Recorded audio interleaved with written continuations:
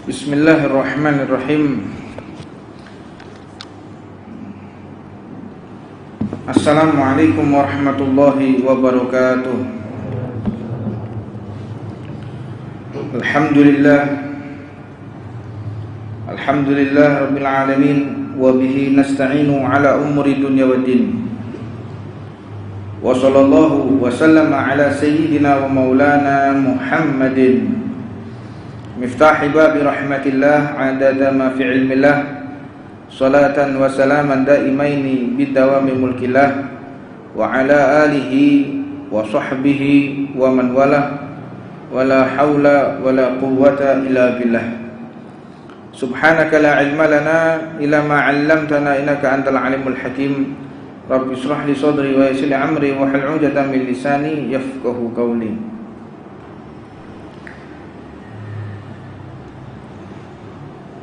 Kita bersyukur kepada Allah atas pemberian yang begitu besar yang telah Allah berikan kepada kita pada malam hari ini berupa nikmat kesempatan untuk bersama-sama mengkaji ilmu baginda Nabi Muhammad SAW, dan bersama-sama kita membaca wirid. Ada pepatah daripada Al-Imam Abdullah bin Ali Al-Haddad. Beliau mengutip, man laisal wirid kal kirit. Orang kalau enggak punya wirid itu seperti monyet, mohon maaf. Orang kalau tidak ada aturan dalam hidupnya, tidak ubahnya dia seperti hewan. Terutama kalau orang enggak punya pegangan wirid. Untuknya wirid kita setiap hari Senin ini membaca wiridnya Sayyidina Syekh Abu Bakar bin Salim. Saya mohon mungkin kepada kru majelis untuk minggu yang akan datang menyediakan fotokopi, kemudian di laminating, dibagikan ke jamaah. Mungkin kalau kelupaan bisa nanti kita pinjami sama wiridnya, wiridus sakron Al-Imam Abu Bakar bin Abdurrahman As-Sakron. Karena penting ya ikhwan, zaman ini zaman yang tidak ada ketentuan fase-fase hitam. Zaman ini banyak fitnah bertebaran di mana-mana. Kalau ada lagu madu di tangan kananmu, racun di tangan kirimu, ya, ono lagu ngono ya. Madu di tangan kanan, racun di tangan kiri. Saiki modele racune sebelah kanan atau sebelah kiri gak ngerti ya, Pak. Kadang ono madu mereke cap onto, ono racun mereke ya cap onto, podo. Jadi podo-podo cap ontone sitoke madu, sitoke racun. Ini zaman ruwet iki. Ini zaman yang tidak jelas. Fitnah. Ya, zaman fitnah, ujian di mana-mana. Makanya kita kuatkan membaca wirid tutup muqaddimah sebelum kita membaca kitab ini. Jadi saya mohon kepada kru untuk mempersiapkan wiridnya. Qala radhiyallahu ta'ala anhu wa nafa'ana Allah bi ulumih.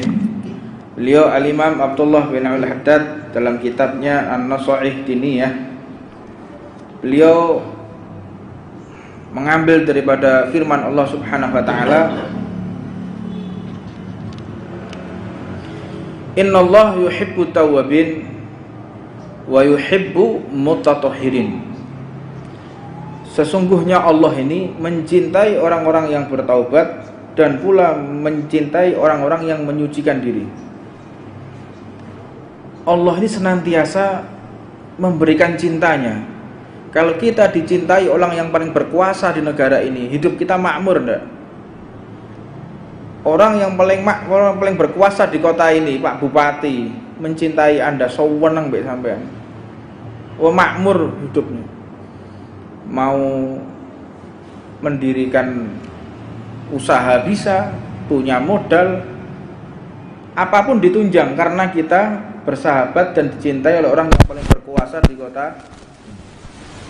Kalau kita dicintai oleh orang yang berkuasa di negara ini juga demikian, enak, mau ngapa-ngapain enak, nggak ada halangan. Tapi kalau sudah kita dibenci oleh penguasa negara, dibenci oleh penguasa kota, stres sampean, kerja dipersulit, izin tidak bisa, ruwet apa enggak? Ruwet. Ini hanya manusia. Apalagi kalau kita dicintai oleh Allah Subhanahu wa ta'ala. Dicintai manusia yang sangat terbatas saja, kita memiliki banyak kemudahan, apalagi dicintai oleh Allah Subhanahu wa ta'ala. Jadi kalau kita ingin berpikir itu, pikir masalah hamba ke hamba dan ciptaan Allah. Kalau kita berpikir langsung kepada Allah itu sulit. Makanya ilmu tasawuf Al-Imam Ibnu Athaillah itu mengatakan tafakkuru fi khalqillahi wala tafakkuru fillahi. Berpikirlah Anda masalah ciptaan Allah dan jangan berpikir masalah Allah Subhanahu wa ta'ala. Tidak mampu.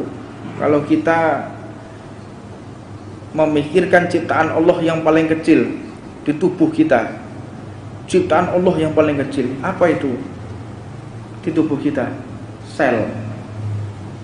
Sel itu nanti dibagi menjadi dua, ada RNA, ada DNA, ada lagi dibagi lagi, ada sitoplasma sel. Itu ciptaan Allah yang paling kecil. Kalau kita ingin mengambil hikmah dari ciptaan Allah yang paling kecil saja untuk evaluasi diri, itu mampu untuk memperbaiki kekurangan diri kita. Sel itu ciptaan Allah yang paling kecil, tapi bisa membuat orang panjang umur atau pendek umurnya. Karena apa? Kalau selnya tidak rukun, jadi sel itu miliaran dalam tubuh manusia. Jadi organ, kita punya organ. Di dalam tubuh itu ada sel kecil-kecil. Lek sampean keberet, sret, sobek, itu sel bekerja untuk memperbaiki jaringan otot yang rusak. Kalau sampai antar sel ini tidak bekerja sama, akan membusuk. Kalau sudah busuk, diamputasi, kehilangan organ, kehilangan tangan. Faliyatubillah min dzalik, Allah masalimna wa iyyakum, mudah-mudahan diberikan selamat sama oleh Allah Subhanahu wa taala. Manusia juga demikian. Terlebih lagi umat Rasulullah sallallahu alaihi wasallam. Umat Nabi Muhammad itu kalau mau mencontoh sel aman.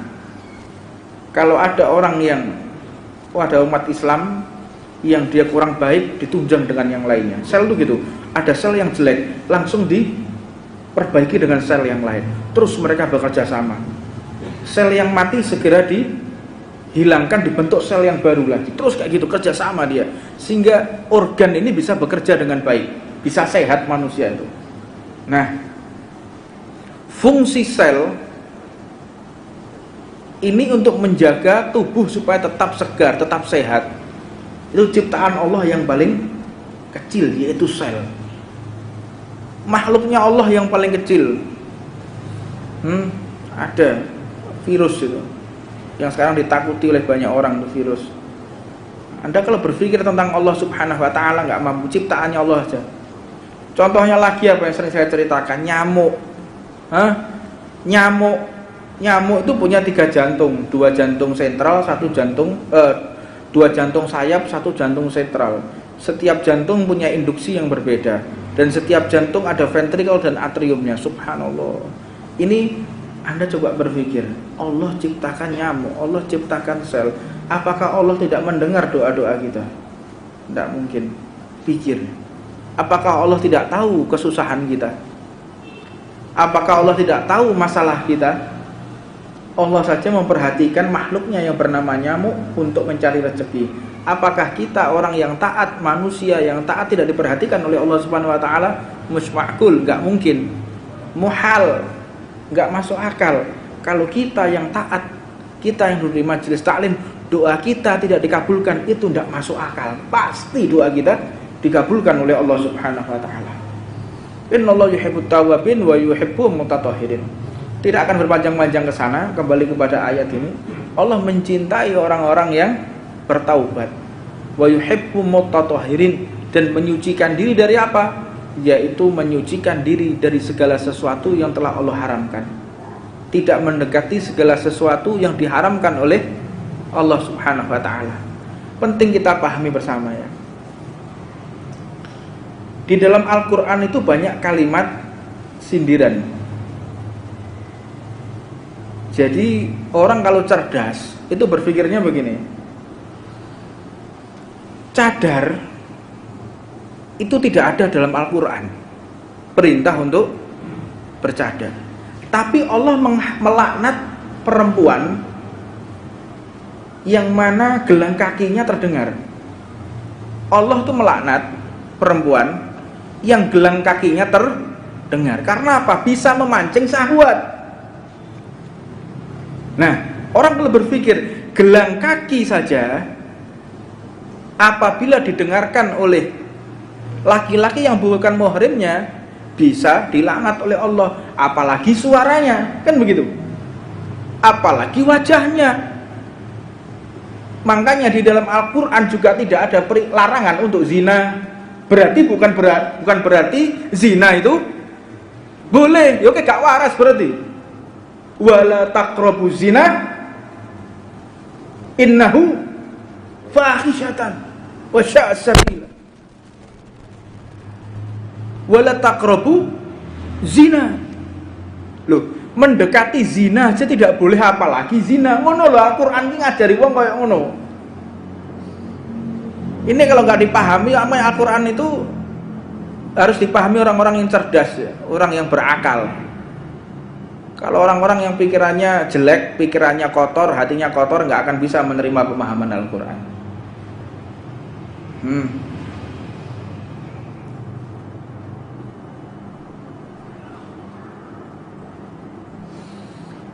La ilaha illallah Muhammad Rasulullah.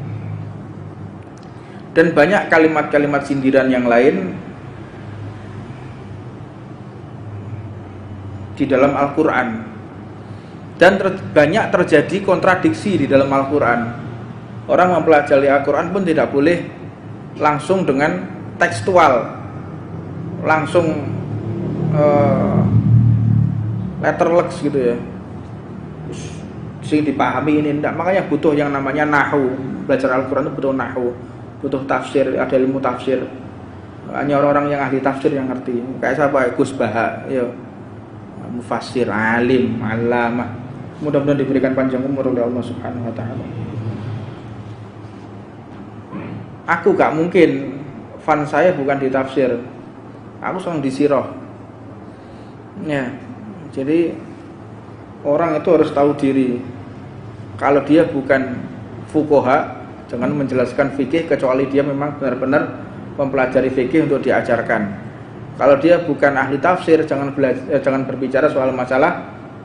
Kalau dia bukan mufassir, jangan masalah tafsir. Kalau dia bukan muhaddis, jangan berbicara soal hadis yang dia mampu. Kayak aku mbak awakmu belajar pas-pasan ngene wae.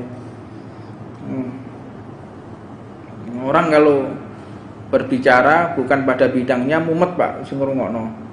Kayak contone sampean lek tengene majelis taklim Ridwan. Ana sing bagian nyekel jedor. Ana bagian nyekel rebana. Ana sing bagian nyekel apa itu? Calte itu, darbuka. Ana sing gosida, ana sing ceramah. Iki lek sampe kualik buyar iki acara iki. Sing nyekel darbuka kon ceramah ya mumet. Aku sing biasa ceramah kon nyekel darbuka ya ajur majelis iki. Enggak bisa. Jadi harus pada tempatnya. Oh iki bahasa darbuka. Oh, iki dibuat susunan majelis ini agar kita semakin tertata, hidup itu tertata. La ilaha illallah.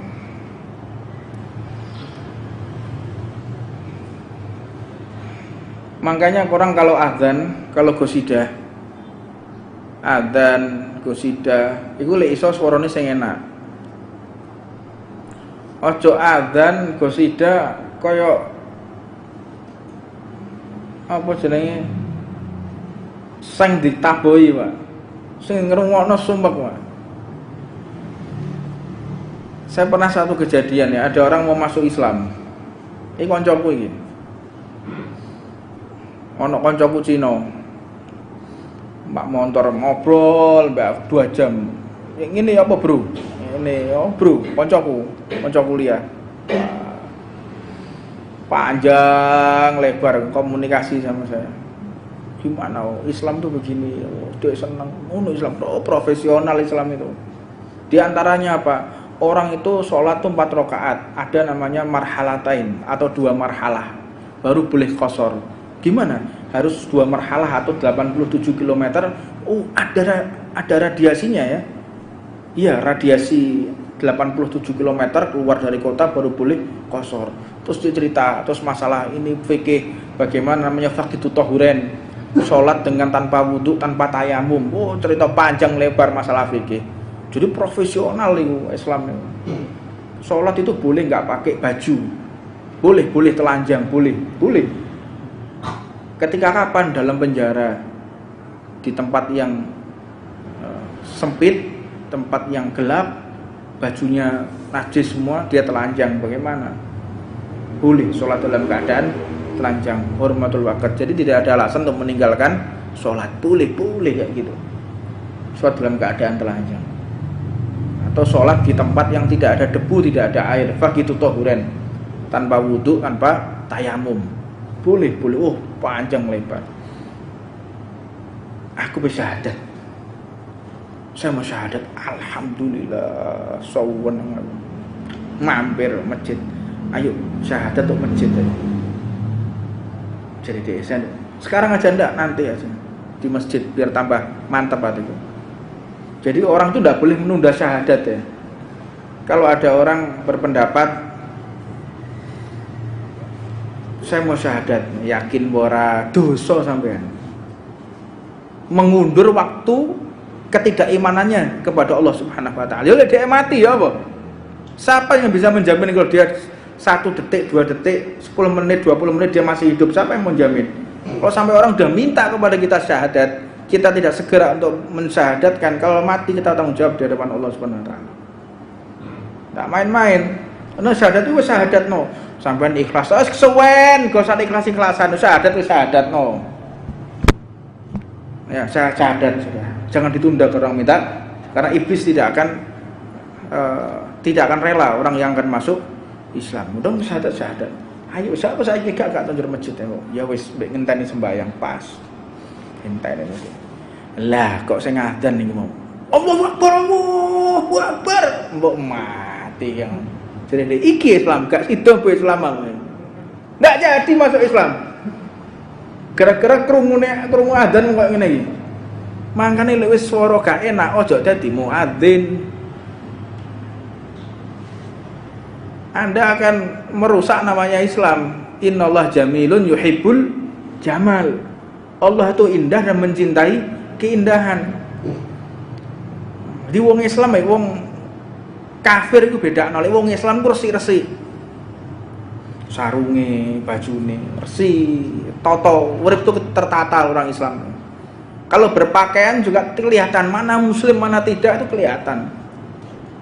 Makanya kalau saya sudah tidak bisa membedakan mana Islam mana tidak secara fisiknya, berarti ada kemunafikan dalam hatinya. Orang Islam kalau sudah tidak tampak keislaman di wujud raganya ini, Anda ada kemunafikan dalam diri Anda. Kalau sesama Islam tidak bisa mengenali kalau Anda itu orang Islam, munafik Anda. Bedakan cara berbicaranya, bedakan cara sosial di masyarakatnya, bedakan parasnya, bedakan bajunya, bedakan kita dengan orang-orang yang tidak beriman kepada Allah Subhanahu wa taala. Kadang kumpul mbek kanca lho setahun, iki Islam kok gak ngerti, Pak. Bacot ini. Sembayang ya ora. Tapi lek ngomong ya alhamdulillah ya bismillah ya. Iki Islam kok gak bocah iki asline, gak ngerti. Ya Allah, astagfirullahaladzim. Nah, kita harus paham betul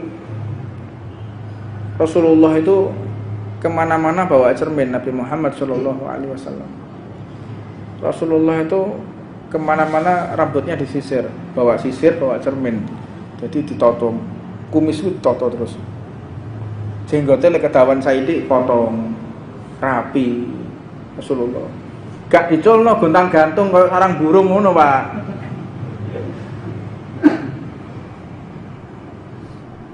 Aku ketok sarang burung nang omahku, aduh eling wong iki tambah gawe enak kabeh. Brewok iya brewokan Kanjeng Nabi. Tapi apik brewoke. Wak dituwoto bentuk sing apik. Bagus. Sayyidina Ali seperti singa, Sayyidina Ali gede. Toto tapi gak sitok rotok dawa, rotok ngene, aduh. Serem itu, serem, delok serem. Wong Islam mu didelok nyenengno, wong Islam delok nyenengno, Pak. Karena bekas air wudu. Ya. Bekas air wudu, bekas sujudnya dia kepada Allah. Simahum fi wujuhihim min athari sujud. Di wajah mereka itu ada bekas sujud, duduk batuk. Ya, asaru karpet lagi duduk asaru sujud, Pak. Kemudian batuknya wireng, bendol. Rasulullah itu melarang jangan sampai ada bekas sujud, kecuali ke orang-orang yang memang taat kepada Allah, kayak mbahku Nabi Muhammad bin Alwi. Beliau itu keningnya sampai kotak ya, bekas sujudnya kepada Allah Subhanahu wa taala. Wajar lah jadi itu. Sujudnya itu mulai jam 2 bengi, mulai jam 1:30 malam sampai subuh sujud terus. Nanti setelah subuh jam 6 sholatnya gitu juga. Sholat duha ini 3 jam sujud terus. Jadi sujudnya sehari itu bisa 8 jam. Sujudnya 8 jam, hitung jam. Lah iki sujud sedina 20 menit bathuke gosong. Ki lha apa ae, Cung? Gak masuk akal. Ya. Jangan sampai ada bekas sujud, tutupi kalau bisa. Sujud itu tempat sujud yang empuk. Bahkan Nabi Muhammad mengatakan jangan keningmu seperti lututnya unta. Jangan sampai keningmu seperti lututnya unta. Habib Umar bin Hafid itu kayak ngono. Sembayang ya Allah, sembayang Tuhan nih. Tak ada kayak gitu. Saya mengatakan seperti ini, apa sebab kelompok mereka ini biasanya yang mayoritas sering menghina kita. Jadi jangan dipikir kita tidak ada dalil untuk melawan mereka. Ya, kalau emang Anda lebih alim, kalau emang Anda lebih benar, Allah lebih memilih lebih banyak Anda daripada kita. Yang paling diridhoi oleh Allah itu asawatul a'dham. Yang paling diterima itu adalah asawadul a'dham, atau kelompok yang paling besar. Itu yang paling diridhoi oleh Allah Subhanahu wa taala. Jamaiyah yang paling diridhoi oleh Allah yang paling besar, yang paling banyak jumlahnya. Yang paling diridhoi oleh Allah yang paling banyak jumlah jamaahnya. Itu yang paling diridhoi oleh Allah Subhanahu wa taala. Ini dalil Rasulullah yang ngomong, bukan saya ngarang-ngarang ini. Jadi kalau Anda merasa lebih benar, justru jamaah Anda harusnya lebih banyak, bukan jamaah kita. Benar apa enggak? Kayak gitu, orang tuh mikir kayak gitu. Mana ada yang lebih besar daripada Ahlus Sunnah? Tidak ada, Ahlus Sunnah yang paling besar. Dan tidak ada peristiwa pengusiran penjajah yang di luar Ahlus Sunnah. Umar Mokhtar Ahlus Sunnah, As-Sanusiyah, Asy-Syafi'iyah, Al-Malikiyah, As-Sanusiyah, Umar Mokhtar. Sultan Hamid termasuk Ahlus Sunnah. Semua pejuang Islam adalah Ahlus Sunnah, termasuk yang mengusir penjajah. Dari kalangan mereka yang bukan Ahlus Sunnah yang mengusir penjajah Belanda ini ada apa enggak? Tidak ada. Di Ponegoro Ahlus Sunnah, Imam Bonjol ahlu sunnah. Para pahlawan nasional yang Islam ahlu sunnah semua. Ono golongan mereka anti tahlil, gak ono. Anti maulid, gak ono. Seneng maulidan kabeh iku. Makanya ono kemarin itu ada orang nulis, apakah Nabi Muhammad pernah memperingati maulidnya? Goblokmu lho. Astagfirullahaladzim, mencaci maki maulid. Ya, Anda mencaci maki maulid, merendahkan maulid seolah-olah Anda tidak senang dengan kelahiran Rasulullah SAW. Ini bisa saya sampaikan karena waktu yang terbatas. Mudah-mudahan nanti setelah majelis ini kita akan adakan tanya jawab. Jadi fadhol jamaah yang masih mau meneruskan belajar, karena waktu terbatas, kita akan adakan tanya jawab setelah. Rabbana atina fid dunya hasanah wa fil akhirati hasanah wa qina adzabannar wa 'afina 'anna wa ila akhirati halin man la ya'jal salli ya rabbi ala sayyidina Muhammadin wa alihi wa sallim wa ardani sahabati ajma'in. Allahumma lakal hamdu syukra wa lakal mannu fadla wa anta rabbuna haqqan wa nahnu 'abiduka rika wa anta lam tazali dhalika ahla. Ya muyassir kulli asir wa ya jabir kulli kasir wa ya sahib kulli farid wa ya mughni kulli fakir wa ya mukawi kulli dha'if wa ya ma'mana kulli makhif. Yassir alaina kulla asir fatawsir asir alayka yasir. Allahumma ya man la yahtaju ila bayani wa tafsir hajatuna kathir wa anta alimun biha wa khabir. Allahumma inni akhafu minka wa akhafu mimman yakhafu minka wa akhafu mimman la yakhafu minka. Allahumma bihaqqi man yakhafu minka najinna mimman la yakhafu minka. Allahumma bihaqqi sayyidina Muhammadin wa urusna bi'ainika allati la tanam واغنفنا بكنفك الذي لا يرام وارحمنا بقدرتك علينا فلا نهلك وأنت ثقتنا ورجاؤنا وصلى الله على سيدنا محمد وآله وصحبه وسلم والحمد لله رب العالمين عدد خلقه ورضا نفسه وزنة عرشه ومداد كلماته. اللهم إنا نسألك زيادة في الدين وبركة في العمر وصحة في الجسد وسعة في الرزق وتوبة قبل الموت وشهادة عند الموت ومغفرة بعد الموت وعفوا عند الحساب وأمانا من العذاب ونصيبا من الجنة وارزقنا النظر إلى وجهك الكريم. وصلى الله على سيدنا محمد وآله وصحبه وسلم. سبحان ربك رب العزة عما يصفون وسلام على المرسلين والحمد لله رب العالمين عدد خلقه ورضا نفسه وزنة عرشه ومداد كلماته. فاتحة الفاتحة.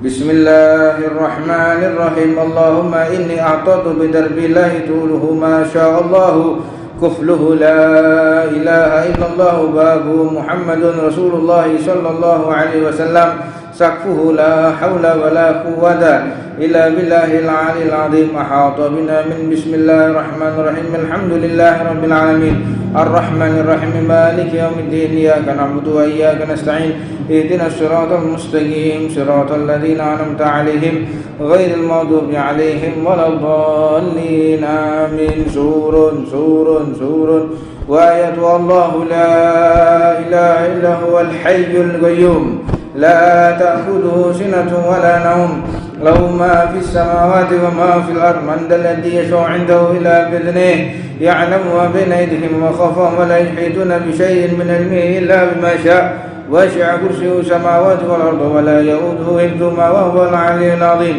بنا استدارت كما استدارت الملائكة بمدينة الرسول بلا خندق ولا سور من كل قدر مقدور وحاضر معذور من جميع الشرور. تترسنا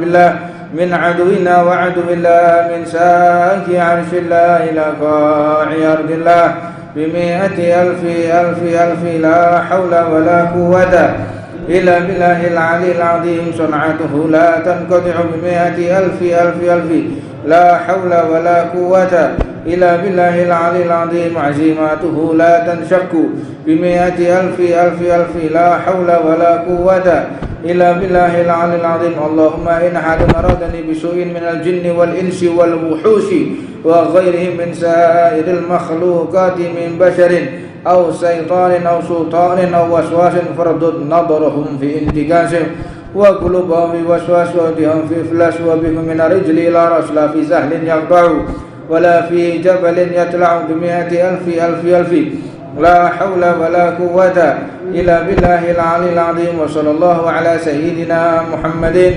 وعلى آله وسلم سبحان ربك رب العزة عما يصفون وسلام على المرسلين والحمد لله رب العالمين في كل لحظة أبدا عدد خلقه ورضا نفسه وزنة عرشه ومداد كلماته.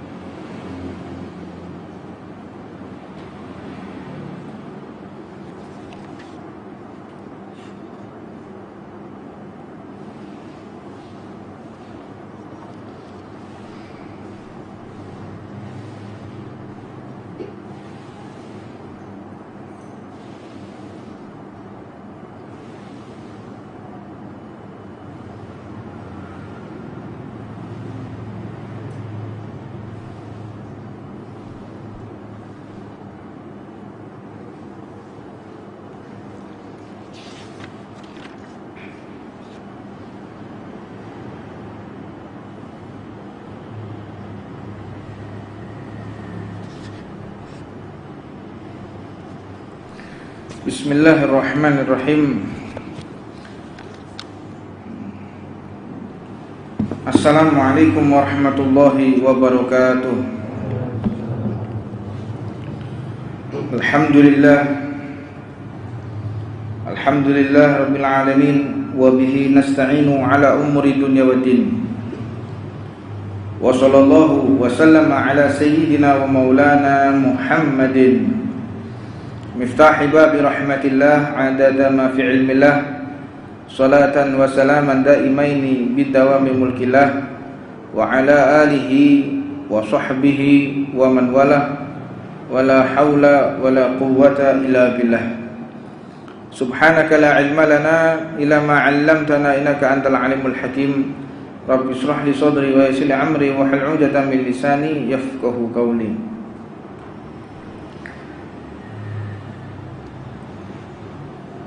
Kita bersyukur kepada Allah atas pemberian yang begitu besar yang telah Allah berikan kepada kita pada malam hari ini berupa nikmat kesempatan untuk bersama-sama mengkaji ilmu baginda Nabi Muhammad sallallahu alaihi wasallam dan bersama-sama kita membaca wirid. Ada pepatah daripada Al-Imam Abdullah bin Ali Al-Haddad. Beliau mengutip, man laisal wirid kal kirit. Orang kalau enggak punya wirid itu seperti monyet, mohon maaf. Orang kalau tidak ada aturan dalam hidupnya, tidak ubahnya dia seperti hewan. Terutama kalau orang enggak punya pegangan wirid. Untuknya wirid kita setiap hari Senin ini membaca wiridnya Sayyidina Syekh Abu Bakar bin Salim. Saya mohon mungkin kepada kru majelis untuk minggu yang akan datang menyediakan fotokopi, kemudian di laminating, dibagikan ke jamaah. Mungkin kalau kelupaan bisa nanti kita pinjami sama wiridnya, wiridus sakron Al-Imam Abu Bakar bin Abdurrahman As-Sakran. Karena penting ya ikhwan, zaman ini zaman yang tidak ada ketentuan fase-fase hitam. Zaman ini banyak fitnah bertebaran di mana-mana. Kalau ada lagu madu di tangan kananmu, racun di tangan kirimu, ya, ono lagu ngono ya. Madu di tangan kanan, racun di tangan kiri. Saiki modele racune sebelah kanan atau sebelah kiri gak ngerti, Pak. Kadang ono madu mereke cap onto, ono racun mereke ya cap onto, podo. Jadi podo-podo cap ontone sitoke madu, sitoke racun. Ini zaman ruwet iki. Ini zaman yang tidak jelas. Fitnah, ya, zaman fitnah, ujian di mana-mana. Makanya kita kuatkan membaca wirid tutup muqaddimah sebelum kita membaca kitab ini. Jadi saya mohon kepada kru untuk mempersiapkan wiridnya. Qala radhiyallahu ta'ala anhu wa nafa'ana Allah bi ulumih. Beliau Al-Imam Abdullah bin Al-Haddad dalam kitabnya An-Nasaih Diniyah, beliau mengambil daripada firman Allah Subhanahu wa taala,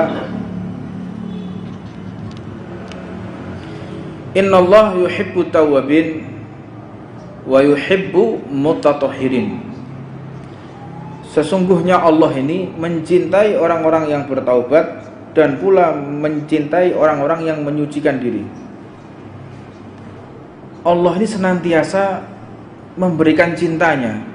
Kalau kita dicintai orang yang paling berkuasa di negara ini, hidup kita makmur enggak? Orang yang paling berkuasa di kota ini, Pak Bupati, mencintai Anda, sewenang mbek sampean. Wah, makmur hidupnya. Mau mendirikan usaha bisa, punya modal, apapun ditunjang karena kita bersahabat dan dicintai oleh orang yang paling berkuasa di kota. Kalau kita dicintai oleh orang yang berkuasa di negara ini juga demikian. Enak, mau ngapa-ngapain enak, nggak ada halangan. Tapi kalau sudah kita dibenci oleh penguasa negara, dibenci oleh penguasa kota, stres sampean. Kerja dipersulit, izin tidak bisa, ruwet apa enggak? Ruwet. Ini hanya manusia. Apalagi kalau kita dicintai oleh Allah Subhanahu wa taala. Dicintai manusia yang sangat terbatas saja, kita memiliki banyak kemudahan, apalagi dicintai oleh Allah Subhanahu wa taala. Jadi kalau kita ingin berpikir itu, pikir masalah hamba ke hamba dan ciptaan Allah. Kalau kita berpikir langsung kepada Allah itu sulit. Makanya ilmu tasawuf Al-Imam Ibnu Athaillah itu mengatakan tafakkuru fi khalqillahi wa la tafakkuru fillahi. Berpikirlah Anda masalah ciptaan Allah dan jangan berpikir masalah Allah Subhanahu wa taala. Tidak mampu. Kalau kita memikirkan ciptaan Allah yang paling kecil di tubuh kita, ciptaan Allah yang paling kecil, apa itu di tubuh kita?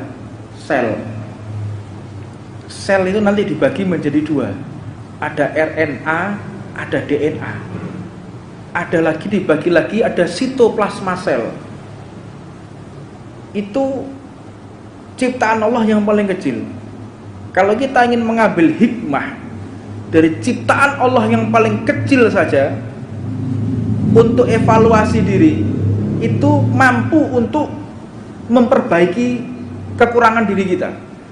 Sel itu ciptaan Allah yang paling kecil, tapi bisa membuat orang panjang umur atau pendek umurnya. Karena apa? Kalau selnya tidak rukun, jadi sel itu miliaran dalam tubuh manusia. Jadi organ, kita punya organ. Di dalam tubuh itu ada sel kecil-kecil. Lek sampean keberet, seret, sobek, itu sel bekerja untuk memperbaiki jaringan otot yang rusak. Kalau sampai antar sel ini tidak bekerja sama, akan membusuk. Kalau sudah busuk, diamputasi, kehilangan organ, kehilangan tangan. Faliyatubillah min dzalik, Allah masalimna wa iyyakum. Mudah-mudahan diberikan selamat sama oleh Allah Subhanahu wa taala. Manusia juga demikian. Terlebih lagi umat Rasulullah sallallahu alaihi wasallam. Umat Nabi Muhammad itu kalau mau mencontoh sel aman. Kalau ada orang yang ada umat Islam yang dia kurang baik, ditunjang dengan yang lainnya. Sel itu gitu. Ada sel yang jelek, langsung diperbaiki dengan sel yang lain. Terus mereka bekerja sama. Sel yang mati segera dihilangkan, dibentuk sel yang baru lagi. Terus kayak gitu kerja sama dia, sehingga organ ini bisa bekerja dengan baik, bisa sehat manusia itu. Nah, fungsi sel ini untuk menjaga tubuh supaya tetap segar, tetap sehat. Itu ciptaan Allah yang paling kecil, yaitu sel. Makhluknya Allah yang paling kecil. Ada virus itu yang sekarang ditakuti oleh banyak orang, itu virus. Anda kalau berpikir tentang Allah Subhanahu wa taala nggak mampu, ciptaannya Allah aja. Contohnya lagi apa yang sering saya ceritakan, nyamuk. Nyamuk itu punya 3 jantung, 2 jantung sentral, 1 jantung 2 jantung sayap, 1 jantung sentral. Setiap jantung punya induksi yang berbeda, dan setiap jantung ada ventrikel dan atriumnya. Subhanallah. Ini Anda coba berpikir, Allah ciptakan nyamuk, Allah ciptakan sel. Apakah Allah tidak mendengar doa-doa kita? Tidak mungkin. Pikir, apakah Allah tidak tahu kesusahan kita? Apakah Allah tidak tahu masalah kita? Allah saja memperhatikan makhluknya yang bernama nyamuk untuk mencari rezeki. Apakah kita orang yang taat, manusia yang taat, tidak diperhatikan oleh Allah Subhanahu wa taala? Musmakul, enggak mungkin. Muhal, enggak masuk akal. Kalau kita yang taat, kita yang duduk di majelis taklim, doa kita tidak dikabulkan, itu enggak masuk akal. Pasti doa kita dikabulkan oleh Allah Subhanahu wa taala. Innallaha yuhibbut tawwabin wa yuhibbul mutatahhirin. Tidak akan berpanjang-panjang ke sana, kembali kepada ayat ini. Allah mencintai orang-orang yang bertaubat. Wa yuhibbu mutatahhirin, dan menyucikan diri dari apa? Yaitu menyucikan diri dari segala sesuatu yang telah Allah haramkan. Tidak mendekati segala sesuatu yang diharamkan oleh Allah Subhanahu wa taala. Penting kita pahami bersama ya. Di dalam Al-Qur'an itu banyak kalimat sindiran. Jadi orang kalau cerdas itu berpikirnya begini, cadar itu tidak ada dalam Al-Quran, perintah untuk bercadar. Tapi Allah melaknat perempuan yang mana gelang kakinya terdengar. Allah tuh melaknat perempuan yang gelang kakinya terdengar. Karena apa? Bisa memancing syahwat. Nah, orang kalau berpikir gelang kaki saja apabila didengarkan oleh laki-laki yang bukan muhrimnya bisa dilaknat oleh Allah, apalagi suaranya, kan begitu, apalagi wajahnya. Makanya di dalam Al-Quran juga tidak ada larangan untuk zina. Berarti bukan berarti zina itu boleh, ya oke, gak waras berarti. Wala taqrabu zina innahu fahisyatan wa sya'a sabila. Wala taqrabu zina. Loh, mendekati zina aja tidak boleh, apalagi zina. Ngono lho, Al-Qur'an iki ngajari wong kaya ngono.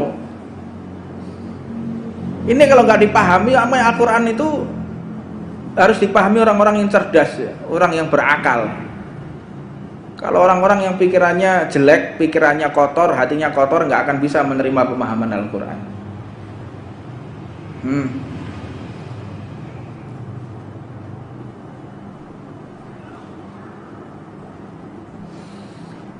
La ilaha illallah Muhammad Rasulullah.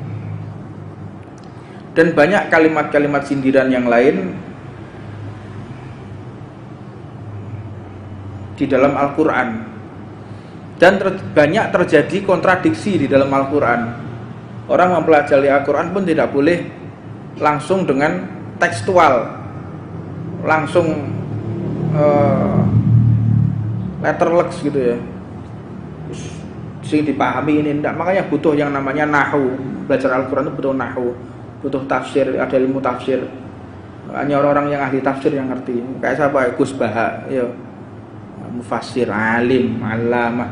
Mudah-mudahan diberikan panjang umur oleh Allah Subhanahu wa taala.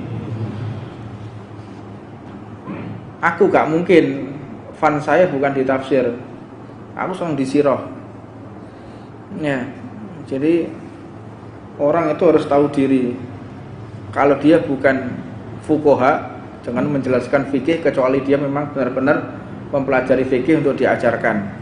Kalau dia bukan ahli tafsir, jangan berbicara soal masalah. Kalau dia bukan mufasir, jangan masalah tafsir. Kalau dia bukan muhaddis, jangan berbicara soal hadis yang dia mampu. Kayak aku mbak awakmu belajar pas-pasan ngene wae. Orang kalau berbicara bukan pada bidangnya mumet, Pak, sing ngrungokno. Kayak contone sampean lek teng majelis taklim Ridwan. Ana sing bagian nyekel jedor. Ana bagian nyekel rebana. Ana sing bagian nyekel apa itu? Calte itu, darbuka. Ana sing gosida, ana sing ceramah. Iki lek sampe kualik buyar iki acara iki. Sing nyekel darbuka kon ceramah ya mumet. Aku sing biasa ceramah kon nyekel darbuka ya ajur majelis iki. Nggak bisa. Jadi harus pada tempatnya. Oh, ini bahasa darbuka. Oh, ini dibuat susunan majelis ini agar kita semakin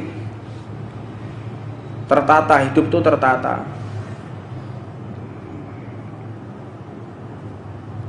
La ilaha illallah.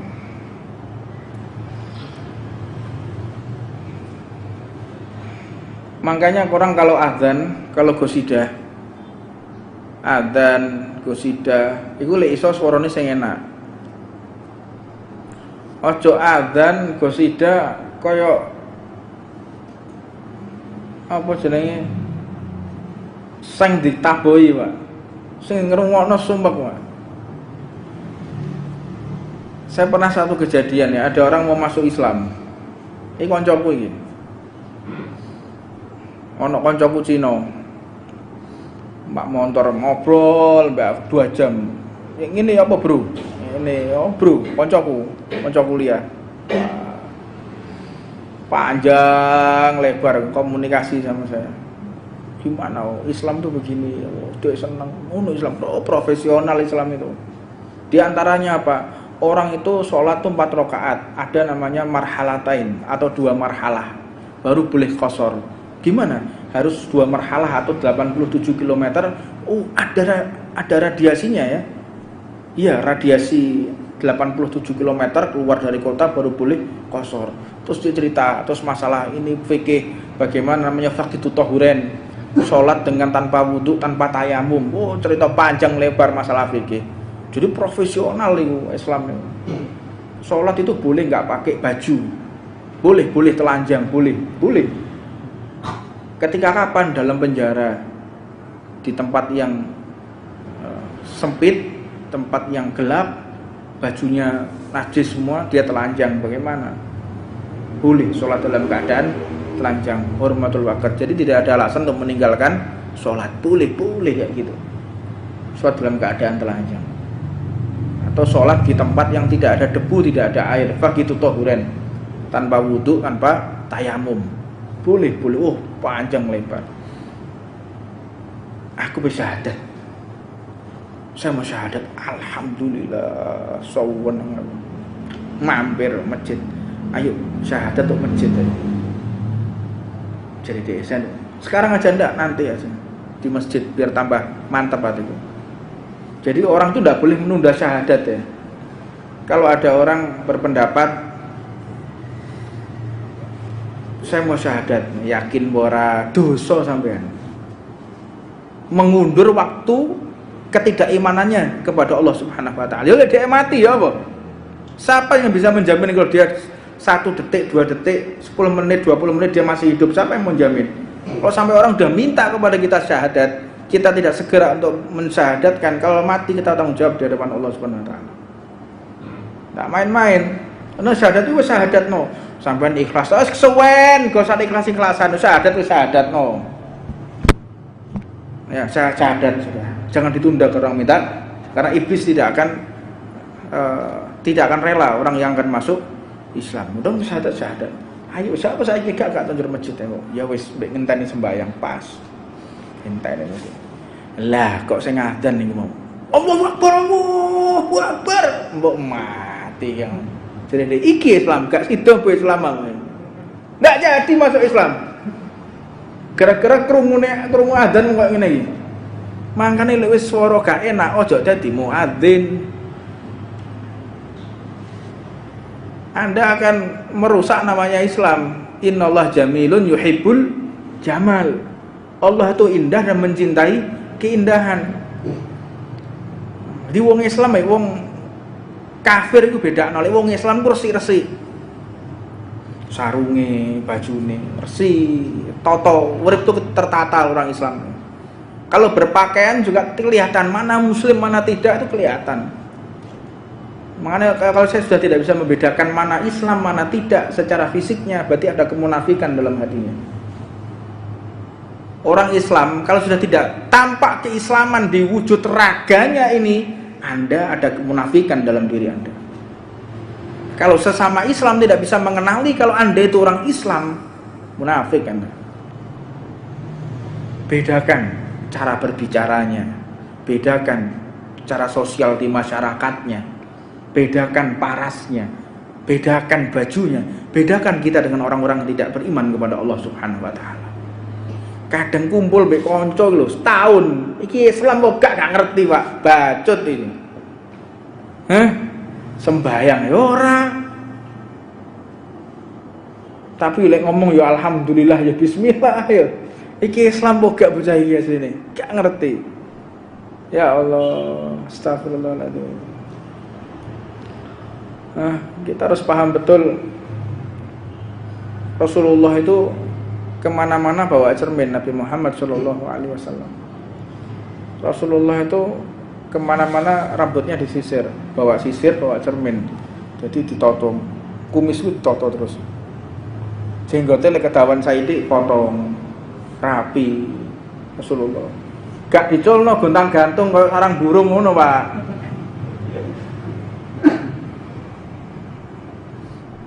Aku ketok sarang burung nang omahku, aduh eling wong iki kita bagai enak kabeh. Brewok iya brewokan Kanjeng Nabi. Tapi apik brewoke. Wah dituwoto bentuk sing apik. Bagus. Sayyidina Ali seperti singa Sayyidina Ali, gede. Toto tapi gak sitok rotok dawa, tok ngene aduh. Serem itu, serem, delok serem. Wong Islam itu didelok nyenengno, wong Islam delok nyenengno, Pak. Karena bekas air wudu. Ya. Bekas air wudu, bekas sujudnya dia kepada Allah. Simahum fi wujuhihim min athari sujud. Di wajah mereka itu ada bekas sujud. Duduk batuk. Ya. Asaru karpet lagi duduk asaru sujud, Pak. Mudan batuke wireng bendol. Rasulullah itu melarang jangan sampai ada bekas sujud kecuali ke orang-orang yang memang taat kepada Allah, kayak mbahku Habib Muhammad bin Alwi. Beliau itu keningnya sampai kotak ya, bekas sujudnya kepada Allah Subhanahu wa taala.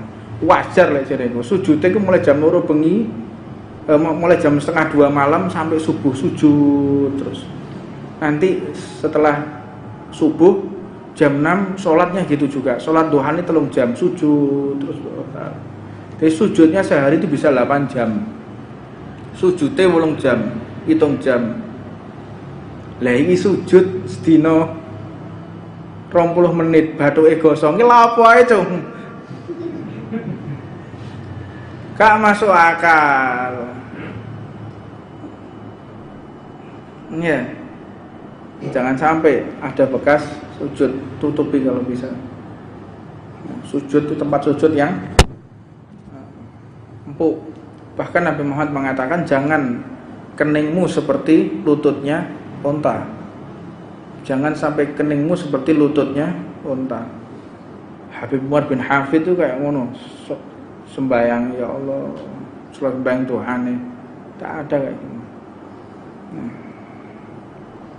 Saya mengatakan seperti ini, apa sebab kelompok mereka ini biasanya yang mayoritas sering menghina kita, gitu loh. Jadi jangan dipikir kita tidak ada dalil untuk melawan mereka. Ya, kalau emang Anda lebih alim, kalau emang Anda lebih benar, Allah lebih memilih lebih banyak Anda daripada kita. Yang paling diridhoi oleh Allah itu asawadul a'dham. Yang paling diterima itu adalah asawadul a'dham, atau kelompok yang paling besar. Itu yang paling diridhoi oleh Allah Subhanahu wa taala. Jamaiyah yang paling diridhoi oleh Allah yang paling besar, yang paling banyak jumlahnya. Yang paling diridhoi oleh Allah yang paling banyak jumlah jamaahnya. Itu yang paling diridhoi oleh Allah Subhanahu wa taala. Ini dari Rasulullah yang ngomong, bukan saya ngarang-ngarang ini.